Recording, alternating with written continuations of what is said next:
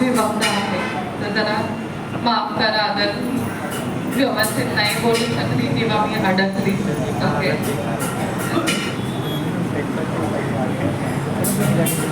सन्माननीय विचार मंच, नव्या धम्मचक्र बुद्ध विहाराचे सर्व पदाधिकारी, उपस्थित मान्यवर आणि जमलेल्या सर्व बंधू भगिनींना मैत्रीपूर्ण जय भीम. सर्वप्रथम सर्वांना देशाच्या 68व्या स्वातंत्र्य दिनाच्या हार्दिक शुभेच्छा. भारताच्या राजकीय इतिहासात आजचा दिवस फार महत्त्वाचा आहे. देश स्वातंत्र्य झाल्यानंतर संपूर्ण देशातील नागरिकांना मोकळा श्वास घेतला होता. सर्वत्र आपण मुक्त झाल्याचा संतोष मोठ्या आनंदात साजरा करण्यात आला.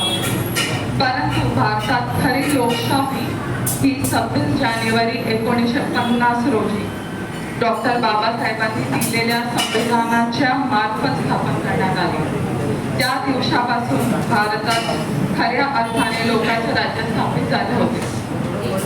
भारतीय संविधान हे मूलतः 3 तत्वावर आधारित आहे: स्वातंत्र्य, समता आणि बंधुता. समता आणि बंधुता असल्याशिवाय स्वातंत्र्याला काही किंमत उरणार नाही.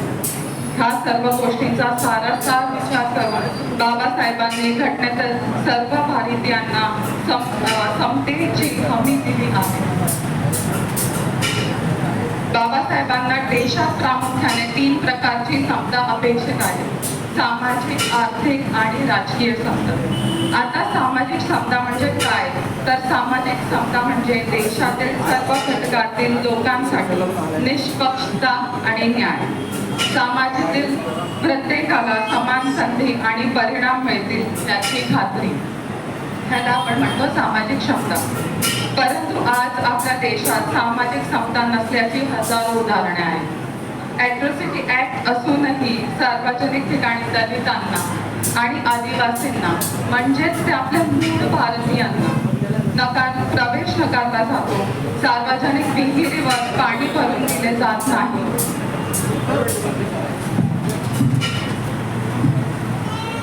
इव्हन मंदिरात प्रवेश नकारला जातो त्यांना. घोड्यावर वरात काढण्यासाठी त्यांना मान्यता नसते. मिशी ठेवल्यामुळे अथवा एखादे गाणं लावल्यामुळे जीवे मारण्याची अनेक उदाहरणे आपल्या समोर आहेत.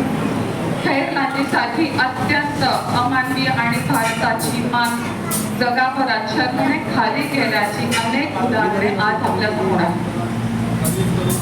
अशा सर्व प्रकरणात न्याय मिळण्याचं प्रमाण अगदी नगण्य आहे. सामाजिक समता आणि न्याय प्रस्थापित होण्यासाठी बाबासाहेबांनी संविधानात केलेल्या आरक्षणाची आज काय परिस्थिती आहे? मागासवर्गीय आरक्षण असतानाही उच्च श्रेणीतील महत्त्वाची पदे रिक्त ठेवली जात आहेत. केंद्रीय सरकारमध्ये अनेक महत्त्वाच्या जागी काही उच्च वर्गातील विशिष्ट लोकांच्या असंविधानिक नेमणुका केल्या जातात. देशातील न्याय व्यवस्थेत पण अशीच परिस्थिती आहे. मोठ्या मोठ्या पदांवर उच्चवर्णीय लोकांची नेमणूक केली जाते. ज्या न्याय व्यवस्थेकडे सर्वसामान्य माणूस आशेच्या किरण म्हणून पाहते तिथेही ही परिस्थिती आहे आज. अनेक सरकारी संस्थांचे खाजगीकरण करून समतेला पूरक ठरणारे आरक्षण संपवण्याचा डाव आखला जात आहे. ज्या संस्थानाचे खाजगीकरण शक्य नाही त्या विकल्या जात आहेत. देशाच्या लोकशाहीचा 4था स्तंभ म्हणजे मीडिया. त्यात पण एकाच वर्गाचे प्रभुत्व दिसून येत आहे आणि मीडियाच्या माध्यमातून लोकशाहीला मारक असे सगळे प्रयोग केले जात आहेत. आजकाल तर मीडिया फक्त द्वेष पसरून देशाच्या समतेला आणि अखंडतेला धक्के देत आहे. सामाजिक समतेची ही परिस्थिती असताना आर्थिक समताही देशात कुठे दिसून येत नाही.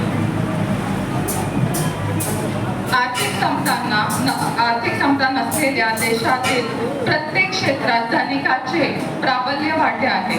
भारतातील संपूर्ण संपत्तीपैकी 80 ते 90% संपत्ती ही फक्त 2 ते 3% लोकांकडे एकवटली गेली आहे.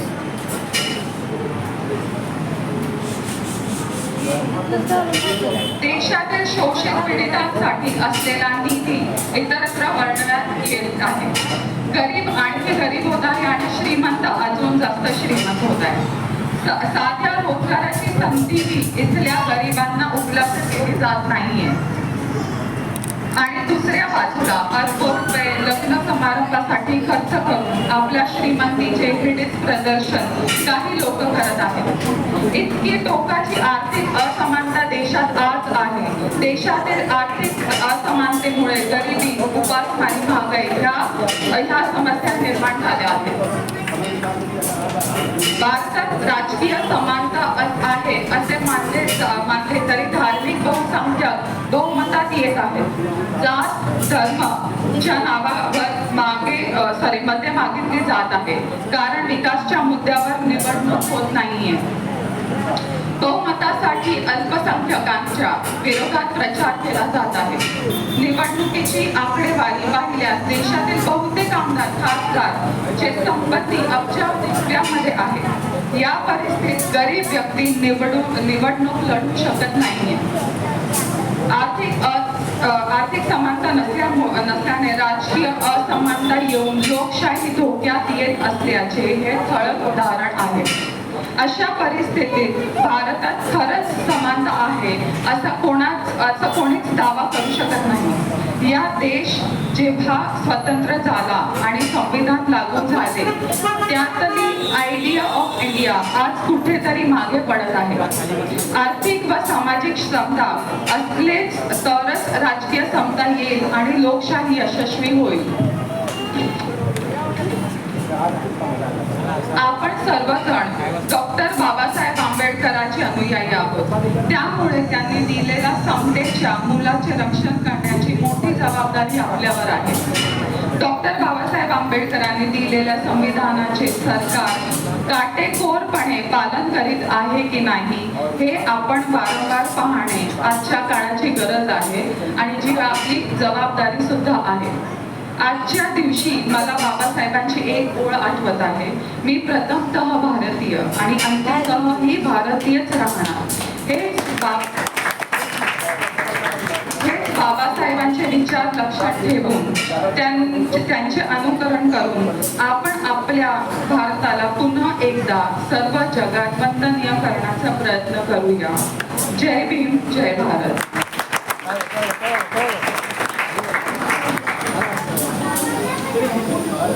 फक्त मला एक विनंती करायची आहे, स्पेशली मोठ्या लोकांना. बाबासाहेबांचं मेन होतं खूपच मागासवर्गीय, खूपच गरिबीमधून ते आले होते. ओके, खूप वाईट परिस्थिती होती त्या काळात आपल्या समाजाची, पण त्यांनी खूप कष्ट करून, खूप सहन करून, खूप शिकवण घेतली. त्यांनी खूप पुढे गेले ते. ओके, तर मला मोठ्यांना खूप असा हात जोडून विनंती आहे, थोडा लहान लोकांच्या अभ्यासांवर तुम्ही लक्ष द्या. लहान मुलं अभ्यास करतात की नाही करत, तुम्ही लोकांनी कदाचित अभ्यास केले नसणार, अभ्यासाचा तुम्हाला संधी मिळाली नसणार, पण तुम्ही लहान मुलांना, तुम्हाला जे लहान मुलं भेटले, तुमचे स्वतःचे मुलं असणार किंवा नसणार, जसे मायाताई, प्रीतीताई, विजयाताई, सगळेच तुम्ही सगळे इथे तुम्ही फ्री ऑफ कॉस्ट शिक्षण देतात दादा तुम्ही लोक इथे. प्लीज तसं तुमच्या पर्सनल लेवलवर, म्हणजे इंडिव्हिज्युअल लेवलवर, सॉरी माझी मराठी थोडीशी वाईट आहे, पण तुम्ही वैयक्तिक लेवलवर तुम्ही अभ्यासाला खूप महत्त्व द्या. सर्व मुलांना मी विनंती करत आहे, शिक्षणावर लक्ष द्या. लहान मुलांना कदाचित कळणार नाही शिक्षणाचं महत्त्व सध्या, पण मोठ्या लोकांना बरोबरचं ठाऊक आहे शिक्षणाचं काय महत्त्व आहे, कारण कदाचित तुम्ही लोक त्याला वंचित राहिले आहेत. ओके, तर प्लीज तुम्ही थोडं लक्ष द्या लहान मुलांच्या शिक्षणाकडे, कारण